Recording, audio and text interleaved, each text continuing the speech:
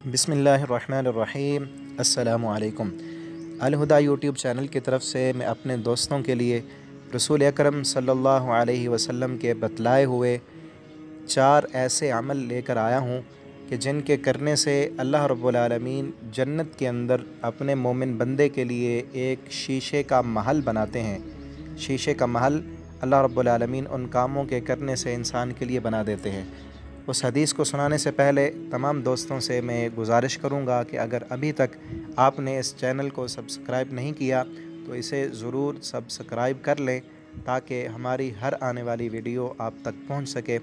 तो शुरू करते हैं।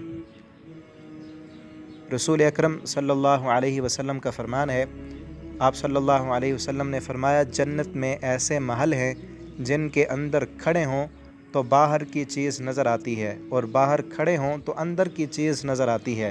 वो शीशे के बने हुए वसी व अरीज़ महल हैं, हर चीज़ उनमें नज़र आती है। एक आराबी जो साथ ही खड़े थे, उन्होंने अर्ज़ किया, ए अल्लाह के नबी सल्लल्लाहु अलैहि वसल्लम, ये किस आदमी के लिए हैं? ये शीशे के महल किन को मिलेंगे?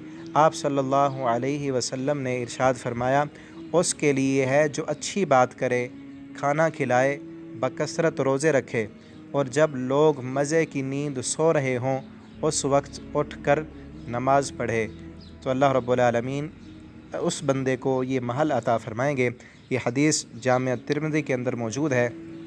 तो ये 4 अमल करने से बात अच्छी करें, लोगों को खाना खिलाएं, तीसरे नंबर पर कसरत के साथ रोज़े रखें और जब लोग रात को सोए हुए हों उस वक्त उठकर तहज्जुद की नमाज़ पढ़ें तो अल्लाह रब्बुल आलमीन इनाम में ये शीशे के महल अता करेंगे। आखिर में ये दुआ करते हैं कि अल्लाह रब्बुल आलमीन मुझ समेत हर सुनने वाले को ये चारों काम करने की तौफ़ीक अता फ़रमाएँ और अल्लाह ताला अपनी रहमत के साथ हमें जन्नत के ये महल्लात अता फ़रमा दें।